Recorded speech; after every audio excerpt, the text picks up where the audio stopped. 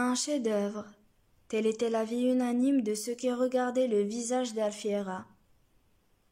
Malgré tous les hommages, les compliments, les soupirs et les élans qu'elle suscitait, la jeune fille était d'une modestie et d'une timidité dont les bonnes sœurs du couvent, où elle avait été élevée, étaient sans doute en partie responsables. Elle paraissait toujours embarrassée et surprise par ce murmure flatteur qui la suivait partout. Sous les regards fervents que même les hommes les plus discrets ne pouvaient empêcher de devenir un peu trop insistants, elle pâlissait, se détournait, pressait le pas, et sans expression trahissait un manque d'assurance, et même un désarroi assez surprenant, chez une enfant aussi choyée. Il était difficile d'imaginer un être à la fois plus adorable et moins conscient de sa beauté. Et ça avait 22 ans de plus qu'Alfiera. Mais ni la mère de la jeune fille, ni son père, un de ces ducs qui foisonnent dans le sud de l'Italie, et dont le blason désargenté n'évoque plus que quelques restes de latifondia mangés par les chèvres, ne trouvaient rien d'anormal à cette différence d'âge. Au contraire, la timidité extrême de la jeune fille, son manque de confiance en elle-même dont aucun hommage, aucun regard éperdu d'admiration ne parvenait à la guérir, tout paraissait recommander l'union avec un homme expérimenté et fort. Et la réputation de S à cet égard n'était plus à faire. Alfiera elle-même acceptait la cour qu'elle lui faisait avec un plaisir évident et même avec gratitude. Elle n'y eut pas de fiançailles, et le mariage fut célébré 3 semaines après leur première rencontre. Personne ne s'attendait que S se rangeât si vite, et que cet aventurier, ainsi qu'on l'appelait, sans trop savoir pourquoi, ce pirate toujours suspendu au fil téléphonique qui le reliait à toutes les bourses du monde, put devenir en un tour de main un mari aussi empressé et dévoué, qui consacrait plus de temps à la compagnie de sa jeune femme qu'à ses affaires ou à ses collections.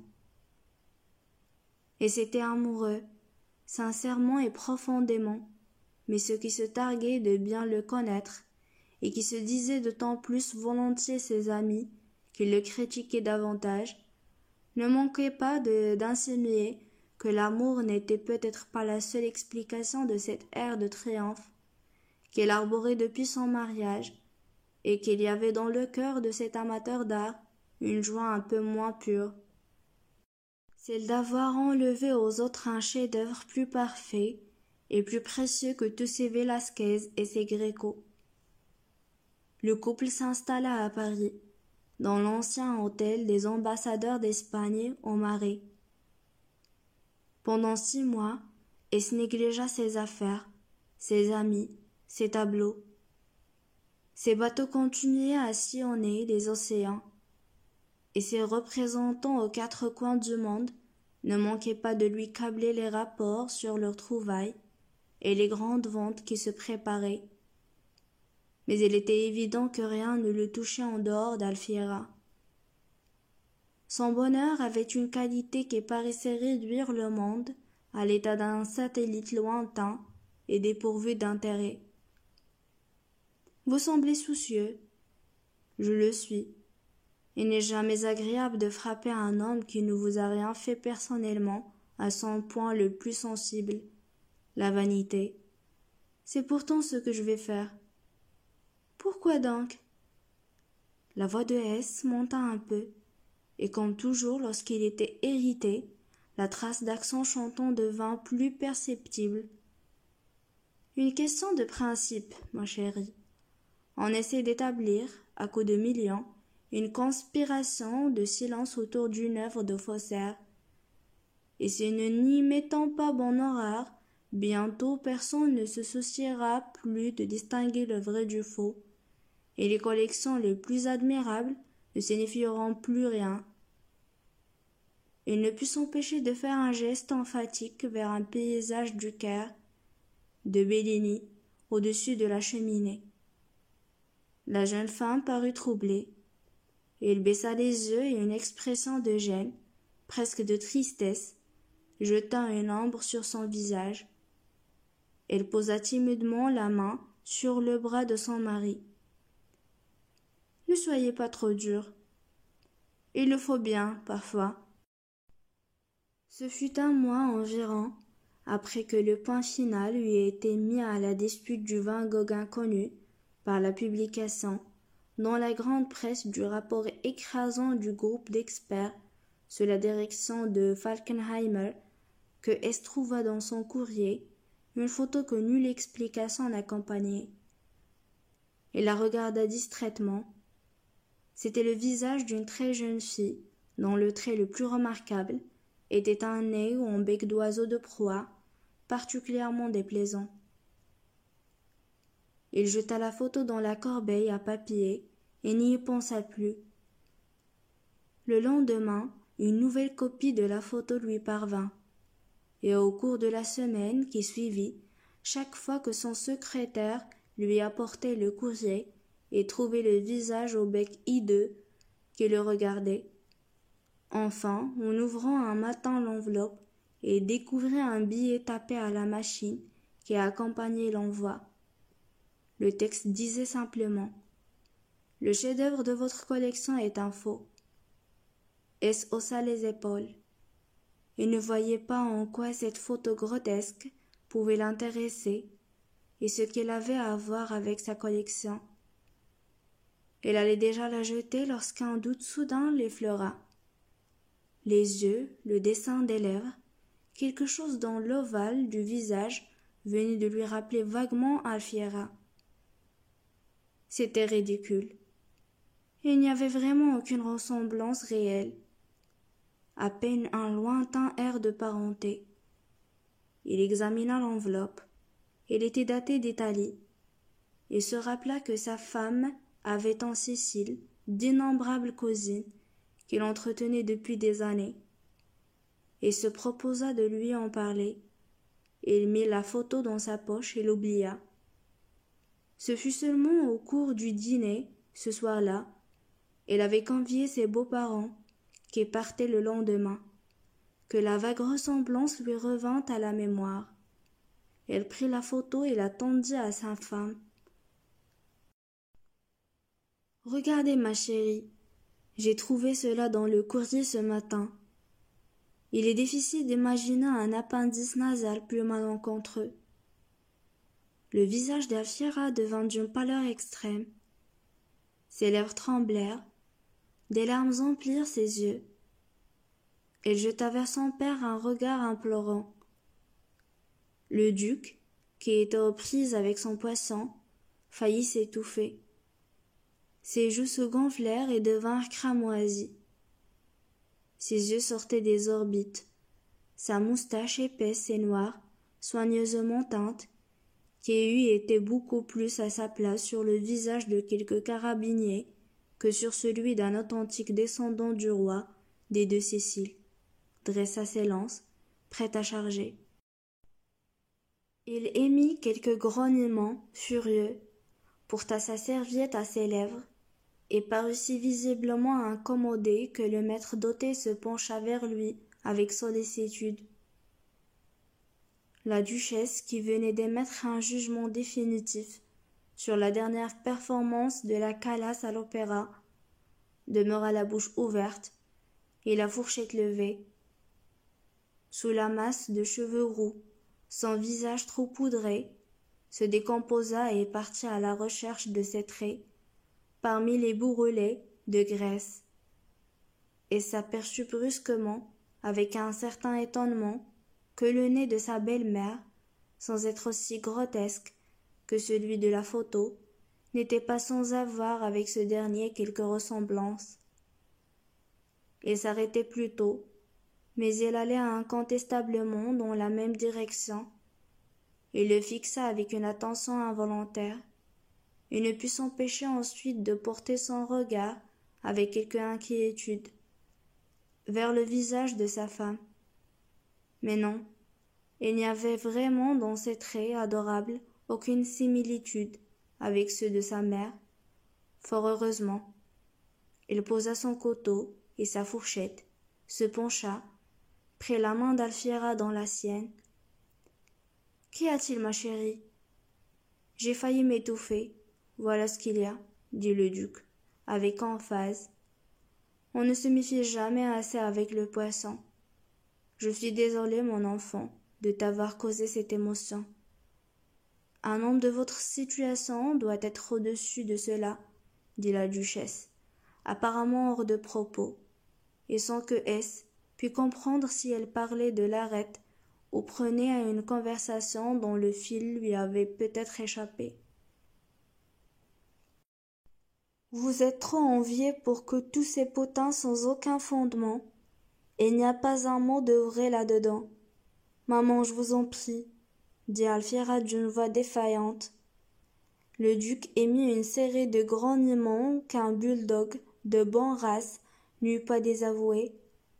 Le maître d'hôtel et les deux domestiques allaient et venaient autour d'eux avec une indifférence qui dissimulait mal la plus vive curiosité. Et se remarqua que ni sa femme ni ses beaux-parents n'avaient regardé la photo. Au contraire, ils détournaient les yeux de cet objet posé sur la nappe avec une application soutenue. Alfiera demeurait figée. Elle avait jeté sa serviette et semblait prête à quitter la table. Elle fixait son mari de ses yeux agrandis avec une supplication muette. Lorsque celui-ci serra sa main dans la sienne, elle éclata en sanglots. S fit signe aux domestiques de les laisser seuls. Il se leva, vint vers sa femme, se pencha sur elle. « Ma chérie, je ne vois pas pourquoi cette photo ridicule, au mot ridicule, Alfiera se raidit tout entière, et elle fut épouvantée de découvrir sur ce visage d'une beauté si souveraine une expression de bête traquée. Lorsqu'il voulut la prendre dans ses bras, et s'arracha soudain à son étreinte et s'enfuit. « Il est naturel qu'un homme de votre situation ait des ennemis, » dit le duc. « Moi-même, vous êtes heureux, tous les deux, c'est la seule chose qui compte, » dit sa femme. « Alfiera a toujours été terriblement impressionnable, » dit le duc. « Demain, elle n'y paraîtra plus. Il faut l'excuser, elle est encore si jeune. » Elle quitta la table et voulut rejoindre sa femme. Elle trouva la porte de la chambre fermée et entendit des sanglots. À chaque fois qu'il frappait à la porte, les sanglots redoublaient. Après avoir supplié en vain qu'elle vînt lui ouvrir, et se retira dans son cabinet. Il avait complètement oublié la photo et se demandait ce qui avait bien pu plonger Alfiera dans cet état. Il se sentait inquiet, vaguement appréhensif et fort déconcerté. Il devait être là depuis un quart d'heure lorsque le téléphone sonna. Son secrétaire lui annonça que le signor Barretta désirait lui parler. « Dites que je ne suis pas là. » Il insiste. Il affirme que c'est important. Quelque chose au sujet d'une photo. « Passez-le-moi. » La voix de Barretta au bout du fil était pleine de bonhomie, mais elle avait trop l'habitude de juger rapidement ses interlocuteurs pour ne pas y décerner une nuance de moquerie presque haineuse. « Que me voulez-vous ? Vous avez reçu la photo ? Mon bon ami ? Quelle photo ? C'est de votre femme, pardi. J'ai eu toutes les peines du monde à me la procurer. La famille a bien pris ses précautions et n'ont jamais laissé photographier leur fille avant l'opération. Celle que je vous ai envoyée a été prise au couvent de Palerme par les bonnes sœurs, une photo collective. Je l'ai fait agrandir tout spécialement. Un simple échange de bons procédés.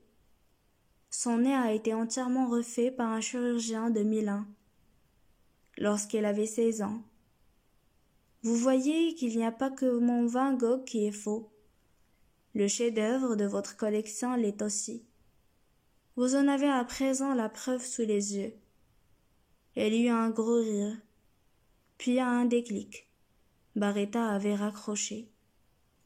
Et se demeura complètement immobile derrière son bureau. Curlik, le vieux mot de l'argot, de Smyrne, terme inquiétant que les marchands turcs et arméniens employé pour désigner ceux qui se laissaient gruger, tous ceux qui sont naïfs, crédules, confiants, et comme tels méritent d'être exploités sans merci, retentit de tout son accent moqueur dans le silence de son cabinet, curlique. Il avait été berné par un couple de Siciliens désargentés, et il ne s'était trouvé personne parmi tous ceux qui se disaient ses amis pour lui révéler la supercherie. Il devait bien rire derrière son dos, trop heureux de le voir tomber dans le panneau, de le voir en adoration devant l'œuvre d'un faussaire, lui qui avait la réputation d'avoir l'œil si sûr, et qui ne transigeait jamais sur les questions d'authenticité. Le chef-d'œuvre de votre collection est un faux. En face de lui, une étude pour la crucifixion de Tolède le nargua un instant de ses gens pâles et de ses vers profonds, puis se brouilla, disparut, lui laissa seul dans un monde méprisant et hostile, qui ne l'avait jamais vraiment accepté, et ne voyant en lui qu'un parvenu, qui avait trop l'habitude d'être exploité pour qu'on eût à se gêner avec lui. Alfiera, le seul être humain en qui il eut entièrement confiance, le seul rapport humain auquel il se fût, dans sa vie, totalement fié. Il avait servi de complice et d'instrument à des filots aux abois, lui avait caché son visage véritable, et au cours de 2 ans de tendre intimité n'avait jamais rompu la conspiration du silence, ne lui avait même pas accordé, ne fût-ce que la grâce d'un aveu. Il tenta de se ressaisir, de s'élever au-dessus de ses mesquineries. Il était temps d'oublier enfin ses blessures secrètes, de se débarrasser une fois pour toutes du petit cireur de bottes qui mendiait dans les rues, dormait sur les étalages, et que n'importe qui pouvait injurier et humilier. Il entendit un faible bruit et ouvrit les yeux. Alfiera se tenait à la porte. Il se leva. Il avait appris les usages, les bonnes manières. Il connaissait les faiblesses de la nature humaine et était capable de les pardonner. Il se leva et tenta de reprendre le masque d'indulgente ironie qu'il savait si bien porter, de retrouver le personnage d'homme du monde tolérant qu'il savait être avec une telle aisance. Mais lorsqu'il essaya de sourire, son visage tout entier se tordit. Il chercha à se réfugier dans l'impassibilité, mais ses lèvres tremblaient. « Pourquoi ne m'avez-vous pas dit, mes parents ?» Elle entendit avec surprise sa voix aiguë, presque hystérique, crier quelque part, très loin. « Vos parents sont de malhonnêtes gens. » Elle pleurait, une main sur la poignée de la porte, n'osant pas entrer, tournée vers lui avec une expression de bouleversante supplication. Il voulut aller vers elle, la prendre dans ses bras, lui dire. Il savait qu'il fallait faire preuve de générosité et de compréhension, que les blessures d'amour-propre ne devaient pas compter devant ses épaules secouées de sanglots, devant un tel chagrin. Et certes, il eût tout pardonné à Alfiera, mais ce n'était pas Alfiera qui était devant lui, c'était une étrangère, qu'il ne connaissait même pas, que l'habileté d'un faussaire avait à tout jamais dérobé à ses regards. Sur ce visage adorable, une force impérieuse le poussait à reconstituer le bec hideux d'oiseau de proie, en narine béante et avide. Il fouillait les traits d'un œil aigu, cherchant le détail, la trace qui révélerait la supercherie, la marque qui trahirait la main du maquignon. Quelque chose de dur, d'implacable bougea dans son cœur. Alfiera se cacha la figure dans les mains. « Oh, je vous en prie, ne me regardez pas ainsi. Calmez-vous. Vous comprendrez cependant que dans ces conditions, ai-je eu quelque mal à obtenir le divorce.